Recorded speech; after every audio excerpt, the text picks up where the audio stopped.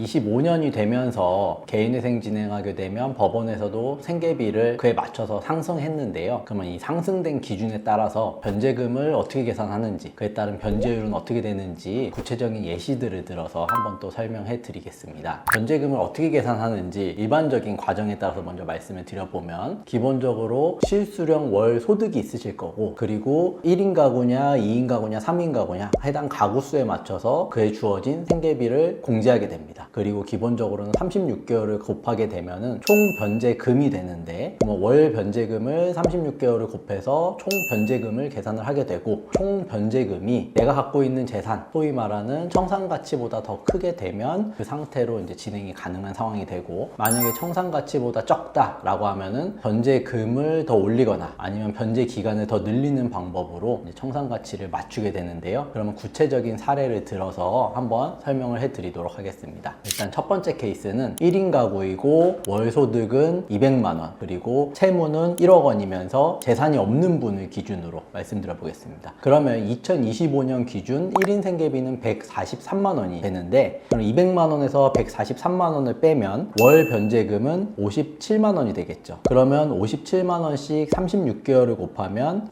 2052만원이 3년 동안 갚게 되는 총 변제금이 됩니다. 그러면 재산이 없으니까 어차피 2천만원 갚는 거면 청산가치는 이미 상회하게 되는 거고, 그러면 이 경우에 변제율은 총 채무 1억 원 중에 2천만 원 정도를 갚게 되니까 변제율은 약 20% 정도 나오게 됩니다. 그러면 여기에서 사례를 조금 바꿔가지고 아까와 동일하게 실수령 월소득은 200만 원, 그리고 채무는 1억 원인데 1인 가구 기준으로 했을 때 재산이 3천만 원 있는 경우를 한번 말씀드려 보겠습니다. 그러면 아까랑 동일하게 계산하면은 57만 원씩 36개월을 갚으니까 2,052만 원을 갚게 되는데, 이미 재산이 3천만 원이란 말이에요. 그러면 갖고 있는 3천만 원 재산보다 덜 갚게 되니까, 이런 경우라고 한다면 청산가치를 못 맞추게 되는 거죠. 그러면 청산가치를 맞추려면 변제 기간을 늘리거나 변제금을 올려야 되는데, 변제 기간을 60개월로 늘리는 방법을 한번 계산해 보겠습니다. 그러면 57만 원씩 60개월로 늘리게 되니까 총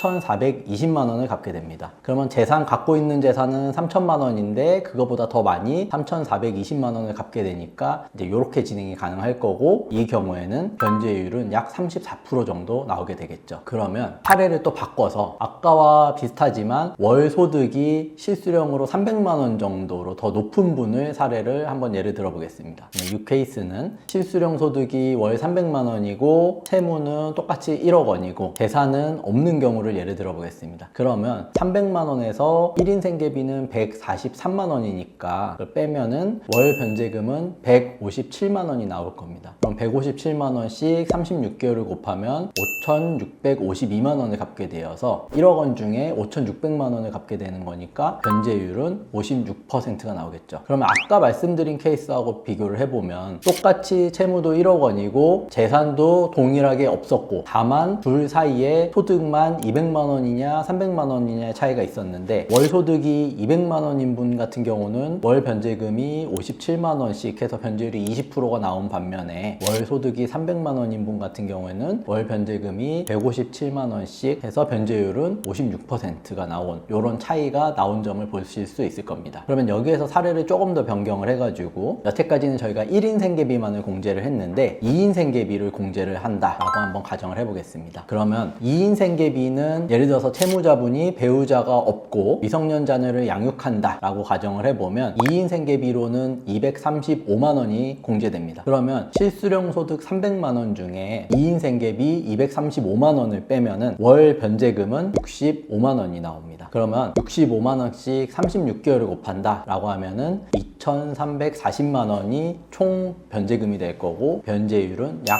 23% 정도 나오겠죠. 여기서 또 한 번 사례를 바꿔서 이번에는 이분이 재산이 3천만 원 있는 경우다 라고 한번 또 가정을 해보겠습니다. 그러면 실수령 실수령 소득이 300만 원이고 채무는 1억 원이고 재산은 3천만 원 있는 경우, 그리고 2인 가구로서 생계비는 2인 생계비 235만 원을 공제받는다 라고 계산을 해보면 월 변제금은 300만 원에서 235만 원을 빼는 거니까 65만 원이 될 거고, 그렇다면 총 변제금은 65만 원에서 36개월을 곱하면 2,340만 원이 되는데 재산이 이미 3천만 원이 있기 때문에 이런 경우라고 한다면은 3천만 원 재산보다 덜 갚는 경우가 됩니다. 2,300만 원밖에 못 갚는 거기 때문에 이런 경우 같으면은 사실은 채권자들이 3년이라는 기간을 기다려줄 이유가 없겠죠. 지금 당장 이 사람이 갖고 있는 재산을 다 팔아서 돈으로 바꿔서 갖고 간다고 하더라도 3천만 원인데 3년을 기다려서 나눠갖는 돈이 2,300만 원이라면 채권자들한테는 굉장히 불이익하게 됩니다. 따라서 이런 경우에도 마찬가지로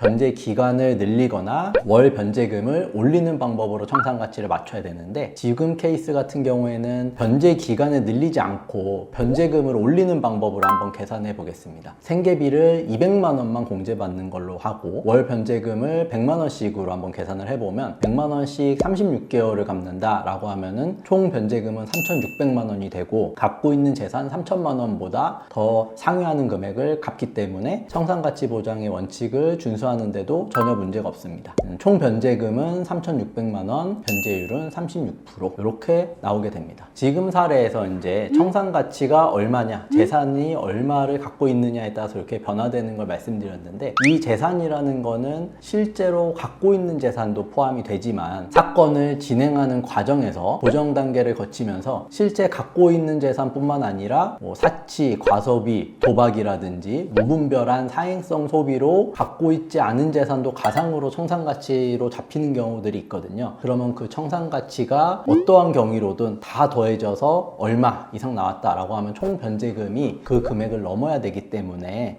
이제 변제금이 증가될 수도 있다. 진행 과정에서 증가되거나 변제 기간이 올라갈 수 있다라는 점은 참고해 주시면 좋을 것 같습니다. 그러면 마지막으로 우리가 실수령 소득 300만 원이면서 채무 1억 원으로 동일한데 생계비가 3인 생계비, 3인 가구로서 3인 생계비를 공제받는 경우를 한번 또 검토해 보도록 하겠습니다. 2025년 기준으로 3인 생계비는 301만 원이거든요. 그러면 실수령 소득은 300만 원인데 3인 생계비 301만 원을 공제해버리면 남는 돈이 아예 없어져 버리죠. 그러면 이 사람은 개인회생을 못하느냐? 그럼 여기에서 이제 선택해 볼 수 있는 문제가 있습니다. 첫 번째로는 생계비를 모두 공제해도 남는 소득을 우리가 가용소득이라고 하는데 가용소득이 없는 분이기 때문에 개인 파산을 고려해 볼 수 있습니다. 그런데 개인 파산을 하려면 요건이 이제 뭐 사치 과소비라든지 사행성 소비가 있다든지 이런 분들 같은 경우는 개인 파산에 있어서 면책 불허가 사유로 규정이 되어 있기 때문에 개인 파산이 어려울 수도 있습니다. 그렇다면 이런 분들 같은 경우에는 개인 회생을 고려하시되 3인 생계비 모두를 공제받는 게 아니라 그 3인 생계비 중에 일부만을 공제하고, 그러니까 300만 원 중에 뭐 250만 원 아니면 200만 원만 생계비로 빼고 나머지 금액을 변제에 투입하는 방법도 고려해 볼 수 있겠고요. 그러면 이제 여기에서 궁금하신 점들은 생계비는 도대체 300만 원에서 뭐 얼마까지 줄일 수 있는 거냐, 250만 원이냐, 200만 원이냐, 150만 원이냐, 얼마까지 줄일 수 있느냐를 궁금해 하실 수도 있을 텐데, 이거는 결국에는 청산가치를 고려를 해서 결정해야 될 문제이긴 합니다. 3년 개인회생을 진행하시는 기간 동안 총 갚아야 되는 금액이 청산가치보다 많아야 되기 때문에 실제로 이 청산가치를 먼저 계산을 한 다음에 뭐 3년이든 5년이든 기간 동안 얼마를 갚아야 이 금액 이상을 충족시킬 수 있는지를 먼저 고려를 해보고, 그 다음에 월 변제금을 계산한 다음에 그에 맞춰서 생계비를 가감하는 방식으로 그렇게 이제 조정을 해볼 수 있을 것 같습니다. 예를 들어서 뭐 재산이 2천만 원이 있다 라고 한다면은 그 2천만 원 이상의 총 변제금이 나와야 되기 때문에 그 금액을 기준으로 뭐 36개월이나 60개월로 변제 계획안을 짜보고 거기에서 생계비를 조정해 볼 수 있겠다, 이런 말씀 드릴 수 있을 것 같습니다.